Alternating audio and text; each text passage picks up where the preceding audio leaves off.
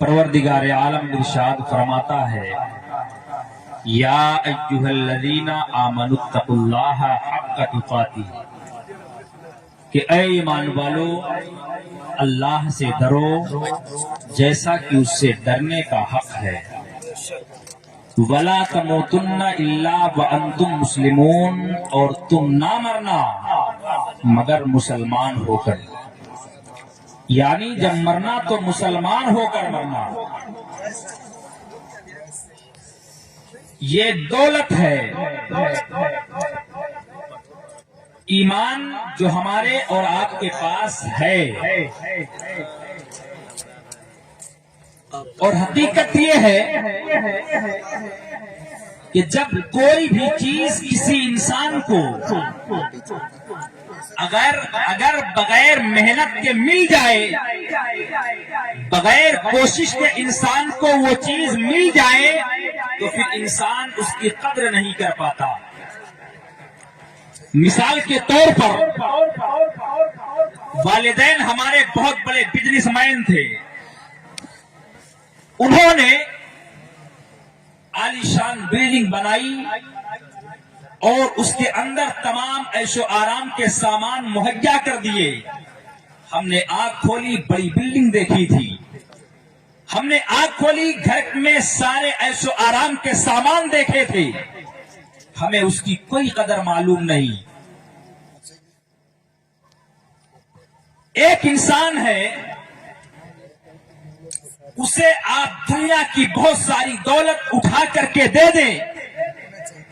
उसे उसकी कोई कद्र, उसकी कीमत उसे मालूम नहीं पड़ेगी। लेकिन पता कब चलेगा? जब वो एक आलीशान बिल्डिंग बनाने की तैयारी करेगा, जब उसे दिन रात मेहनतों मशक्कत करनी पड़ेगी और एक उसे मकान बनाने की जरूरत पड़ जाए और वो बनाए, तब उसे पता चलेगा कि मकान बनाने में कितना पैसा खर्च होता है। मैं अपनी बात को आप तक पहुंचाने की कोशिश कर रहा हूं। अल्लाह तबारक व तआला खिताब फरमाता है ईमान वालों से कि ऐ ईमान वालों, तुम अल्लाह से डरो जैसा कि उससे डरने का हक है। ईमान वाला कह करके हमसे अल्लाह खिताब कर रहा है। आपने कभी इस पर गौर किया कि ईमान है क्या?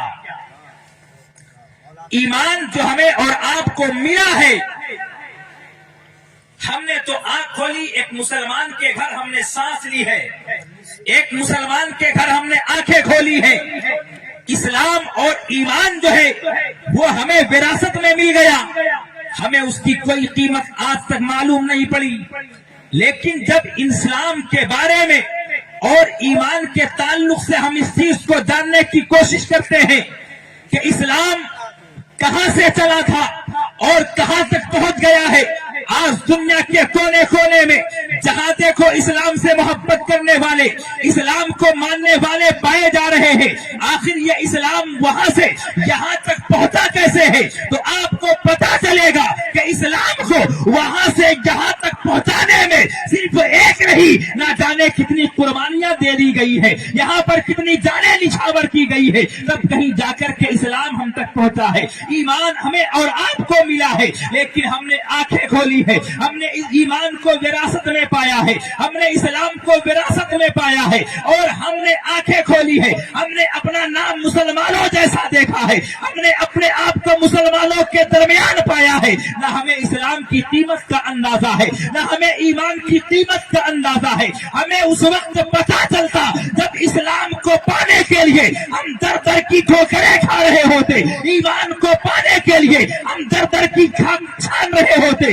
तब हमें पता चलता कि इस्लाम क्या है और ईमान क्या है। मैं आपको एक चीज बताने की कोशिश कर रहा हूँ और आपके ज़हनो फिक्र में इस बात को मैं डालने की कोशिश कर रहा हूँ कि जब कोई चीज इंसान को बगैर मेहनत के मिल जाती है, तो फिर उसके आने में और उसके सामने से جانے میں اسے کوئی تکلیف بھی نہیں ہوتی ہے، لیکن جس چیز کی قدر نہ کی جائے اور جس چیز کی اہمیت کو نہ جانا جائے، جس چیز کی اہمیت کو نہ سمجھا جائے، وہ چیز چلی بھی جاتی ہے، وہ چیز ہمارے ہاتھوں سے نکل بھی جاتی ہے۔ اسلام جیسی عظیم دولت ہمارے پاس ہے، ایمان جیسی دولت ہمارے پاس ہے۔ مسلمانوں، اس دولت کی فکر کرو کہ ایسی دولت ہے تمہیں کسی بازار میں نہیں مل سکتی، تمہیں جو ہے کسی کی غلامی کرتے ہوئے یہ ایمان کی دولت تمہیں نہیں مل سکتی ہے۔ اسلام کی دولت جو ہے تمہیں کسی چوراہے پر نہیں مل سکتی ہے۔ اسلام کی دولت اگر تمہیں ملی ہے تو پھر اس کی قدر کرو، ورنہ یہ ایمان جو ہے اور یہ اسلام جو ہے اگر آج ہم اس کی قدر نہیں کریں گے تو یہ اسلام بھی ہم سے جائے گا، ہماری نسلوں سے ایمان بھی چلا جائے گا۔ میں آپ کے سامنے چند باتیں رکھتا ہوں، اور ابھی آپ نے ایک شعر سنا تھا کہ آج پوری قوم جو ہے اور آج کے اکثر لوگ جو ہے وہ ہمارے اسلام اور ہمارے ایمان کے پیدر پہ ہے، اور وہ یہ چاہتے ہیں کہ اسلام اور ایمان سے ان کے ہاتھ کو، ان کے سینوں کو خالی کر دیا جائے۔ مسلمانوں، اپنے ایمان کی فکر کرو، ایمان کب چلا جائے اور کیسے چلا جائے، ہمیں اور آپ کی اس کی ضرور فکر کرنی ہے۔ ہم جہاں پر دنیا کے اور چیزوں کی فکر کرتے ہیں، دنیا کے اور دیگر چیزوں کے لیے ہم کوشاں رہتے ہیں، ہمیں اپنے ایمان اور اسلام کو بچانے کی فکر کرنی ہے۔ حضرات محترم، ایک واقعے کے ذریعے سے میں آپ کو اس بات کو بتانا چاہتا ہوں۔ شہر مصر ہے، شہر مصر میں ایک اللہ کا بندہ رہتا ہے، عالم دین ہے، وقت کا نمازی ہے، وقت کا عابد ہے، اور اپنے زمانے میں لوگ اسے محدث بھی کہتے تھے، لوگ اسے مفکر بھی کہتے تھے، لوگ اس کی اقتدا کیا کرتے تھے، لوگ اسے اپنا پیشوا اور امام مانتے تھے، اور اس سے بے حد لوگ محبت کرتے تھے۔ لیکن حضرات محترم، تاریخ کے اندر ملتا ہے جب اس عالم دین کا، اس عابد صاحب کا جب انتقال کا وقت قریب آتا ہے، ان کی موت ان سے بالکل قریب ہوتی ہے، اپنے ساتھیوں کو جمع کرتے ہیں، اپنے مریدوں کو، اپنے چاہنے والوں کو جمع کرتے ہیں، اور ان سے کہتے ہیں لوگوں، جب میرا انتقال ہو جائے، جب میری روح قبض انصری سے پرواز کر جائے تو تم میرے جنازے کو اٹھانا، تم میرے جنازے کو غسل بھی دینا، تم میرے جنازے کو کفن بھی دینا، اور میرے جنازے کو اٹھا کر کے تم میرے گھر سے باہر نکلنا، شہر سے باہر نکلنا، اور فلاں مقام پر، فلاں جنگل میں، فلاں درخت کے قریب جا کر کے کھڑے ہو کر کے تم وہاں ایک شخص کے آنے کا انتظار کرنا، ایک جنازے کے آنے کا انتظار کرنا۔ جب وہ جنازہ آئے گا، وہ جنازہ ایک پادری کا ہوگا، وہ جنازہ ایک عیسائی کا ہوگا، جب وہ جنازہ لے کر کے آئیں گے تو میرا جنازہ ان کو دے دینا، اور وہ جنازہ تم لے کر کے آنا، وہ جنازہ تم لے لینا۔ حضرات محترم، وہ عقیدت مند تھے، وہ ان سے محبت کرنے والے تھے، انہیں اپنا پیشوا اور رہبر ماننے والے تھے۔ جب ان لوگوں نے یہ سنا کہ وہ عیسائی پادری کا جنازہ ہوگا، وہ عیسائی اس جنازے کو لے کر کے آئیں گے، میرا جنازہ ان کو دے دینا اور ان کا جنازہ تم لے لینا، تب مریدوں نے پوچھا تھا، بتائیے آخر ہم ایسا کیوں کریں گے؟ اس پادری کا جنازہ ہم کیوں لے کر کے آئیں گے اور آپ کا جنازہ انہیں کیوں دیں گے؟ تب اس عابد شخص نے کہا تھا کہ جب میرا جنازہ تم انہیں دو گے اور ان کا جنازہ تم لو گے تو پھر اس کے بعد جو ہے وہ میرے جنازے کو لے جا کر کے وہ عیسائیوں کے قبرستان میں عیسائیوں کے طریقے پر دفن کریں گے، اور اس کا جنازہ لے کر کے تم آنا، اور مسلمانوں کے قبر میں اس کے جنازے کو تم اسلام کے طریقے پر دفن کرنا۔ حضرات محترم، وہ سب عقیدت مند تھے، وہ سب محبت کرنے والے تھے، اور اپنا پیر اور پیشوا مانتے تھے۔ وہ پیر کی بات کو کب ٹال سکتے تھے؟ اس لیے کہ ایک مرید جو ہے اپنے پیر سے بھی انتہا محبت کرتا ہے، اور پیر کی بات کو وہ کبھی ٹال نہیں سکتا ہے۔ ادھر ان کا انتقال ہوتا ہے، ان کے جنازے کو تیار کیا جاتا ہے، اب مرید لے کر کے وہاں پر پہنچتے ہیں، ادھر سے عیسائی کا جنازہ آتا ہے، اور عیسائی کا جب جنازہ آیا دونوں میں رد و بدل ہوتا ہے۔ ان لوگوں نے جنازہ ان کو دیا، انہوں نے جنازہ اس کو دیا۔ اب اس کے کے بعد دونوں ایک دوسرے کو کھڑے ہو کر کے دیکھ رہے ہیں. آخر ان مسلمانوں نے پوچھا تھا ان آنے والے پادریوں سے کہ اے عیسائیوں ذرا یہ بتاؤ یہ جنازہ کس کا ہے جسے تم لے کر کے آئے ہو؟ تو ان لوگوں نے بتایا یہ جنازہ ہمارے پادری کا ہے, یہ جنازہ ہمارے بہت بڑے عالم کا ہے, اور یہ ایسا شخص ہے جس نے پوری اپنی زندگی میں عیسائیت کی خدمت کی ہے, لوگوں کو اس عیسائیت کی طرف بلایا ہے, اور ہم لوگوں کو عیسائی مذہب پر قائم رکھنے کے لیے اس نے اپنی پوری زندگی خدمت کی ہے. لیکن آج اس کے بعد وہ مسلمان پوچھتے ہیں آخر ایسا آپ کیوں کر رہے ہیں؟ کیا آپ کو ایسا حکم دیا گیا ہے یا آپ کے پادری میں یا آپ کے اس فادر نے آپ کو ایسا کرنے کے لیے کہا تھا؟ اس نے ایسا کرنے کے لیے کہا تھا. تو ان عیسائیوں نے کہا کہ ہاں ہمارے فادر نے کہا تھا ہمارا جنازہ مسلمانوں کو دے دے گا اور مسلمانوں کے جنازے کو دل لے لے گا.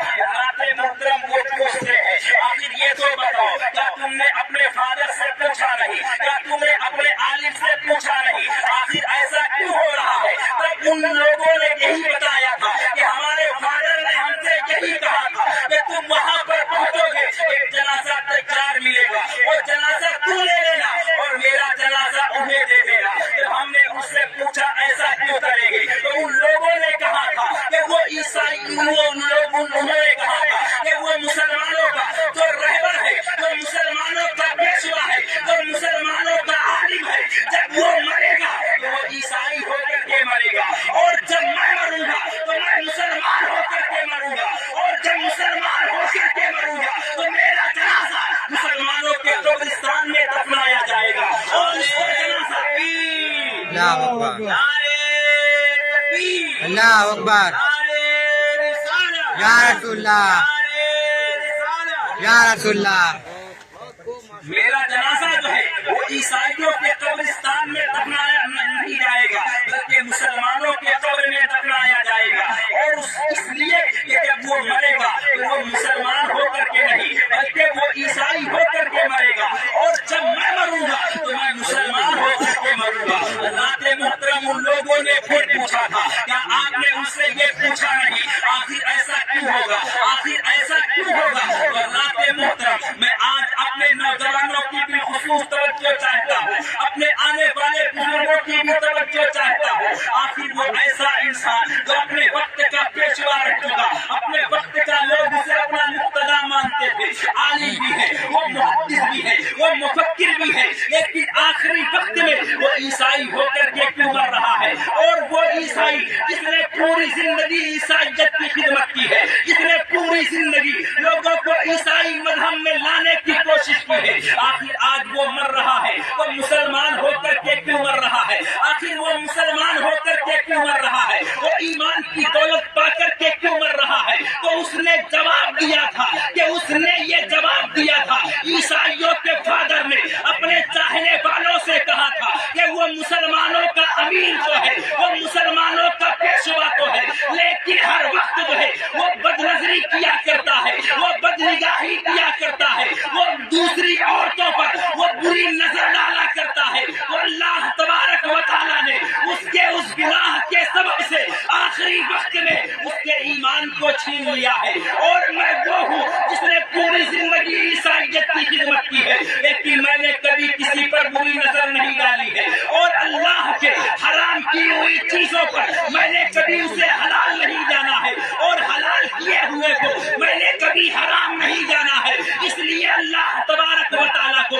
میری یہ ادا اتنی پسند آئی ہے کہ اللہ مجھے آخری وقت میں ایمان کی دولت سے سرفراز فرما دیا ہے. حضرات محترم آپ اندازہ کریں, ایمان جیسی دولت ہمارے پاس ہے, لیکن آج ہم اس کی قدر نہیں کرتے, آج ہم اس کی قیمت نہیں سمجھتے, آج ہم گناہ پر گناہ کرتے ہیں, آج ہم بے حیائی پر بے حیائی کرتے ہیں, آج ہم جو ہے فحاشی پر فحاشی پھیلاتے ہیں, اور ہم یہ سمجھتے سمجھتے ہیں کہ ہم مسلمان ہیں, ہم اسلام والے کے گھر پیدا ہوئے, ہم مسلمان کے گھر پیدا ہوئے. حقیقت بات تو یہی ہے کہ ہم مسلمان کے گھر پیدا ہوئے, ہمارا نام مسلمانوں جیسا ہے, ہمارے کام مسلمانوں جیسے ہیں, لیکن کیا ہم اپنے ایمان کی فکر کرتے ہیں؟ کیا ہم اپنے کبھی گناہوں کے بارے میں سوچتے ہیں؟ کیا ہم کبھی یہ خیال کرتے ہیں ہم اسلام کو تو مانتے ہیں, کیا ہم اسلام کی بھی مانتے ہیں؟ اگر ہم اسلام کو مانتے ہیں اور اسلام کی نہیں مانتے ہیں تو پھر اس کا مطلب ہے کہ ہم مسلمان سچے نہیں رہے,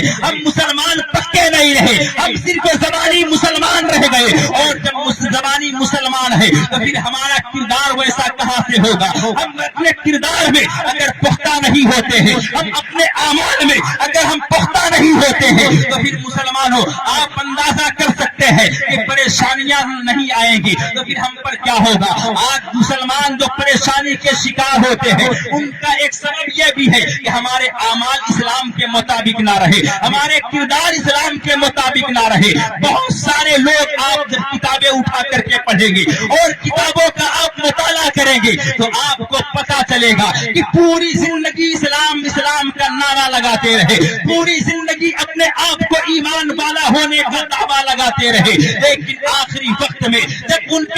آخری وقت میں ان کے موت کا وقت دیکھا گیا تو ان کی موت جو ہے وہ ایمان پر نہیں بلکہ کفر پر ہو رہی ہے. کوئی کافر ہو کر کے مر رہا ہے, کوئی عیسائی ہو کر کے مر رہا ہے, کوئی یہودی ہو کر کے مر رہا ہے. ہم تاریخ کا جب مطالعہ کرتے ہیں, ہم کتابوں کا جب مطالعہ کرتے ہیں, ہم نے دیکھا ہے بڑے بڑے محدثین کے بارے میں, ہم نے دیکھا ہے بڑے بڑے مفکرین کے بارے میں جو 40 سال تک مسجد کے اندر بیٹھ کر فی سبیل اللہ اللہ کے دین کی خدمت کرتے رہے, 40 سال تک وہ درس حدیث دیتے رہے, 40 سال تک وہ قرآن و سنت کا درس دیتے رہے. لیکن آخری وقت میں جب ان کا انتقال ہوتا ہے, جب ان کی موت آ کر کے ان سے ملاقات کرتی ہے اور آخری وقت میں جب موت کا فرشتہ ان کے قریب ہوتا ہے ان کا ایمان ان سے چھین لیا جاتا ہے, ان کی موت کفر پر ہوتی ہے. علامہ ایک کتاب کے اندر لکھتے ہیں کہ ایک محدث 40 سال تک جب وہ انتقال کرنے لگے, 40 سال تک درس حدیث دیتے رہے, جب ان کا انتقال ہوا تو عیسائی ہو کر کے مرے. ان کے جوان شاگرد جو ہے وہ جوانی ہی میں بوڑھے ہو گئے. آخر وہ اس فکر میں اور اس خیال میں وہ بوڑھے ہو گئے, جوانی کی عمر ہی میں ان کے بال سفید ہو گئے, ان کے داڑھی کے بال سفید ہو گئے کہ ہمارے استاد کے ساتھ ایسا معاملہ کیوں ہوا, ہمارے استاد کے ساتھ آخر ایسا کیوں ہوا. تو پتہ یہ چلا کہ آخر ان کے ساتھ جو ہے یہ درس حدیث تو دیتے تھے لیکن ساتھ ہی ساتھ یہ بدنظری کیا کرتے تھے, ساتھ ہی ساتھ یہ گناہ بھی کرتے تھے. مسلمانوں میں صرف آپ کی توجہ چاہتا ہوں اور آپ کے ذہن و فکر تک اس بات کو پہنچانا چاہتا ہوں, ہم نماز ضرور پڑھیں, ہم روزہ ضرور رکھیں, ہم میلاد کی محفلیں ضرور سجائیں اور وہاں پر جا کر کے اپنے وقت کو ہم ضرور خرچ کریں, یہ سب ثواب کے کام ہے. لیکن ان سے پہلے اپنے ایمان کی فکر کریں, گناہوں سے سچی توبہ کریں, ورنہ گناہ کی نحوست جو ہے وہ ہمارے سینے پر اور ہمارے دل پر جو ایک سیاہ دھبا بناتی ہے, وہ دھبا جب بڑھتے بڑھتے پورے دل کو پہنچ جاتا ہے. اگر دل سیاہ ہو گیا اور اس کے اندر جو ہے اگر ہم توبہ نہ کر سکے اور اس گناہ کے ہم ارتکاب کرتے ہوئے اگر ہم اس سے سچی توبہ, جب وہ بڑے بڑے محدث بڑے بڑے اپنے وقت کے عالم جو ہے وہ دنیا سے ایمان لے کر ساتھ نہ جا سکے تو پھر ہمارے پاس گارنٹی کیا ہے, ہمارے پاس اس کی کیا گارنٹی ہے کہ ہم دنیا سے ایمان لے کر کے جائیں گے. مسلمانوں اپنے ایمان کی فکر کریں. ایک بات میں آپ کے سامنے اور رکھتا ہوں, ایک بات اگر آپ سمجھنے کی کوشش کریں. ایک شاعر کہتا ہے کہ طوفان نوح لانے سے اے چشم فائدہ, طوفان نوح لانے سے اے چشم فائدہ, تو اشک ہی بہت ہے اگر کچھ اثر کرے میری تھوڑی سی گفتگو, اگر آپ سمجھ کر کے اسے سنیں اور اپنے دل میں اسے جگہ دے تو پھر میں یہ یقین رکھتا ہوں اور آپ بھی اس بات پر یقین کر لیں کہ یہ مختصر سی گفتگو آپ کے زندگی کو بدلنے کے لیے کافی ہو سکتی ہے، لیکن اگر آپ سمجھنے کی کوشش نہ کریں، اپنے دل و دماغ میں اس بات کو بٹھانے کی کوشش نہ کریں اور آپ اسے سمجھ کر کے اس پر عمل کرنے کی کوشش نہ کریں، تو پھر میرا رات بھر کا چلانا کیا بلکہ پوری زندگی کا چلانا یہ آپ کو فائدہ نہیں دے سکتا ہے، یہ آپ کے لیے فائدے مند نہیں ہو سکتا ہے۔ لیکن اگر آپ سمجھے تو تھوڑی سی گفتگو آپ کے لیے کافی ہوگی۔ اسی شہر مصر کا ہی واقعہ ہے۔ میرے پیر و مرشد حضور حبیب ملت اکثر و بیشتر لوگوں کو جو ہے یہ عبرت کے طور پر بیان کرتے ہوئے کہتے ہیں، لوگوں اپنے ایمان کی فکر کرنا، اپنے ایمان کی فکر کرنا، ہر وقت اللہ تبارک و تعالیٰ کے حضور جو ہے جہاں پر آپ بہت ساری دعائیں کرتے ہیں، اپنی ان تمام دعاؤں سے پہلے اور اس کے آخر میں سب سے زیادہ اس دعا کو رب کی بارگاہ میں کیا کرے کہ پروردگار ہمیں ایمان پر زندگی عطا کرنا، ایمان پر ہی موت نصیب فرمانا اور کل بروز قیامت ایمان والوں میں حشر فرمانا۔ اس لیے کہ ایمان جیسی طاقت جو ہے اور ایمان جیسی دولت انسان کے پاس یہ انسان کو کہیں اور نہیں مل سکتی ہے، اللہ کی عطا سے اگر ملی ہے۔ دنیا کے اتنے بے شمار مذاہب ہیں، بے شمار انسان ہے، ان لوگوں کے درمیان اگر آپ کو چنا گیا ہے، آپ کو ایمان کی دولت عطا ہوئی ہے، تو پھر آپ اس کی قدر ضرور کریں، اس کے بچانے کی فکر کریں، اس کو بچانے کی کوشش کریں۔ آپ سنیں شہر مصر کے اندر ایک مسجد کے اندر 3 بھائی فی سبیل اللہ وہ اللہ کی رضا کے لیے وہ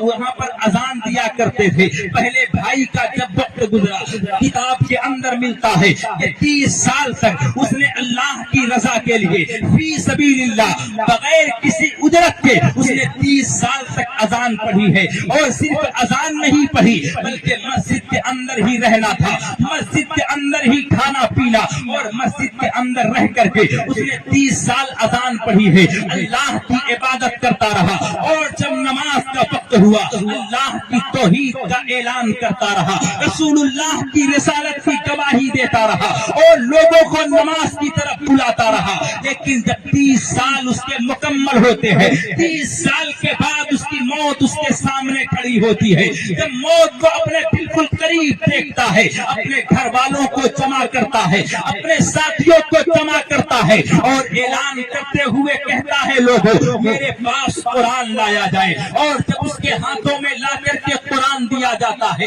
قرآن اپنے سینے پر رکھ کر کے اپنے ہاتھوں میں قرآن پکڑ کر کے اپنے سینے پر رکھتے ہوئے اپنے گھر والوں کو مخاطب کرتا ہے، تمام حاضرین کو جمع کر کے کہتا ہے، اے لوگوں تم سب گواہ رہنا، تم سب گواہ رہنا، میں آخری وقت میں قرآن سے اور اسلام سے بیزار ہونے کا اعلان کرتا ہوں، اور میں یہ عہد کرتا ہوں کہ میں نے عیسائی مذہب کو اختیار کیا ہے۔ اتنا کہنا تھا، اس کی روح پرواز کر گئی۔ اب اس کا دوسرا بھائی اس منصب پر فائز ہوتا ہے، 30 سال تک وہ بھی اللہ کی رضا کے لیے، اللہ کی خوشنودی پانے کے لیے، وہ بھی اللہ کی رضا کے لیے فی سبیل اللہ 30 سال تک اللہ کی رضا کے لیے وہ بھی اذان پڑھتا ہے، اور اذان پڑھتے ہوئے جب اس کے بھی 30 سال مکمل ہوتے ہیں، 30 سال کے بعد اس کا بھی طریقہ یہی رہا، اپنے گھر والوں کو جمع کرتا ہے، قرآن ہاتھ میں لے کر کے اپنے سینے پر رکھ کر کے کہتا ہے، لوگوں تم سب گواہ رہنا، میں نے عیسائی مذہب کی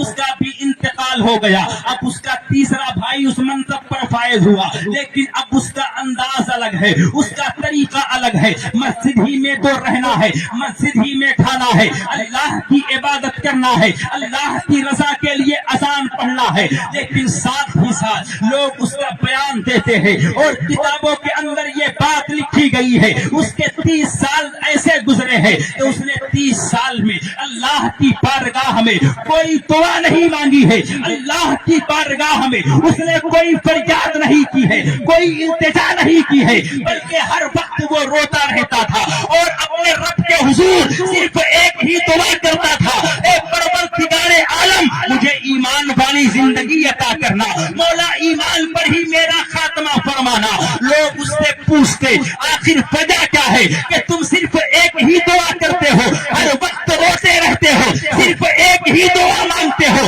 آخر دنیا میں اور بھی چیزیں ہیں، تمہاری ضرورتیں اور بھی ہیں، تمہیں مانگنے کے لیے اور بھی ہے۔ اللہ کی بارگاہ سے تم اور بھی بہت کچھ مانگ سکتے ہو، بہت ساری دعائیں کر سکتے ہو، لیکن تم ایک ہی دعا کرتے ہو۔ آخر اس دعا کا راز ہم جاننا چاہتے ہیں، ہم اس کے بارے میں کچھ جاننا چاہتے ہیں۔ تب وہ نوجوان کہتا ہے لوگوں، کیا تم نے میرے بھائیوں کا واقعہ نہیں دیکھا ہے؟ کیا تم نے میرے بھائیوں کی زندگی نہیں دیکھی ہے؟ اسی مسجد میں اسی جگہ پر کھڑے ہو کر کے وہ 30 سال تک اللہ کی رضا کے لیے اذان پڑھتے رہے، لیکن خاتمہ ایمان پر نہ ہو سکا۔ آخری وقت میں وہ عیسائی مذہب اختیار کر کے دنیا سے گئے۔ آخر کیا تم نے اسے دیکھا نہیں ہے؟ کیا تم نے اسے سمجھا نہیں ہے؟ میں اسی طرح سے اللہ کی رضا کے لیے اذان تو پڑھتا ہوں، لیکن اللہ کی بارگاہ میں یہ دعا کرتا رہتا ہوں کہ مولا میرا خاتمہ ایمان پر فرمانا۔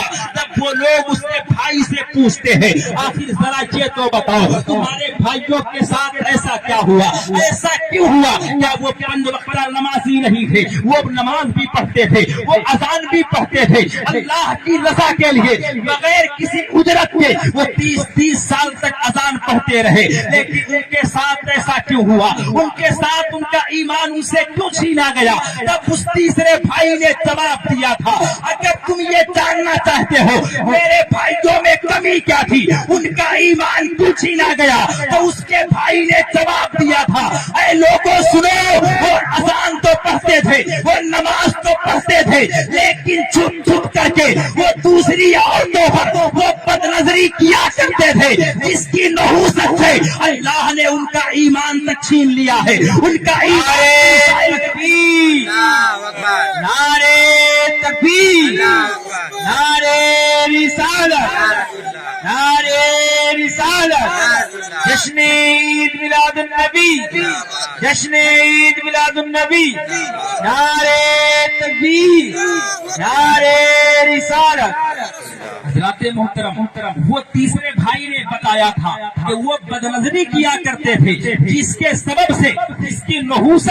جس کی وجہ سے اللہ تبارک و تعالیٰ نے ان کا ایمان ان سے چھین لیا۔ اب بس میں مختصر الفاظ میں اپنی بات کو آپ سے میں سمجھنا چاہتا ہوں اور آپ تک پہنچانا چاہتا ہوں۔ ایک گناہ کے سبب ان کی زندگی بھر کی عبادتیں جو ہے، زندگی بھر کے اعمال برباد ہو گئے، لیکن اللہ تبارک و تعالیٰ نے ان کا ایمان ان سے چھین لیا۔ آج ہم گناہ پر گناہ کرتے ہیں۔ آج کون سا گناہ ہے جو آج ہمارے معاشرے میں عام نہیں ہے؟ شراب نوشی ہمارے اندر ہے،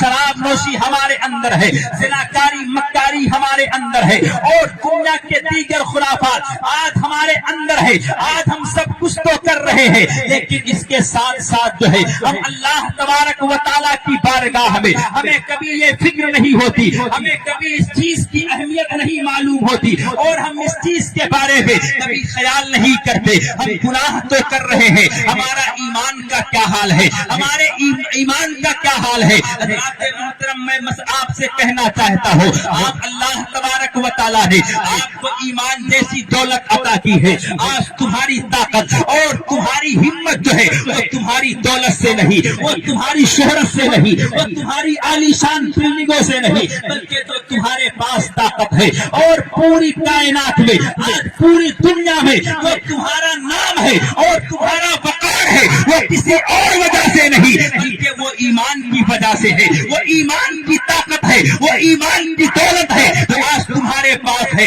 تو اگر ایمان اللہ نے عطا فرمایا ہے، اللہ نے ہمیں اور آپ کو چنا ہے، ہمیں ایمان والا کہہ کر کے اللہ نے خطاب کیا ہے، تو پھر ہمیں ایمان کی فکر کتنی کرنی ہے، ہمیں ایمان کے بارے میں کتنا خیال رکھنا ہے۔ یہ تمہارا ایمان جو ہے یہ انمول ہے، اس کی کوئی قیمت دنیا میں ادا نہیں کر سکتا۔ اپنے ایمان کو کبھی خراب مت کرنا، کسی کے ڈر کی وجہ سے، کسی کے خوف کی وجہ سے اپنے ایمان کو تباہ و برباد مت کرنا۔ اس چیز پر ہمیشہ یقین رکھنا اور اس چیز پر ہمیشہ مطمئن رہنا، اللہ کی ذات سے ہمیشہ یہ توکل رکھنا، اللہ کی ذات پر ہمیشہ یہ بھروسہ رکھنا کہ اللہ تبارک و تعالیٰ نے اگر ہمیں پیدا کیا ہے ہے تو اللہ تبارک و تعالیٰ نے اگر ہمیں پیدا کیا ہے، عزت بھی اسی کے ہاتھ ہے، ذلت بھی اسی کے ہاتھ ہے، موت بھی اسی کے ہاتھ ہے، زندگی بھی اسی کے ہاتھ ہے۔ اگر اللہ تبارک و تعالیٰ نے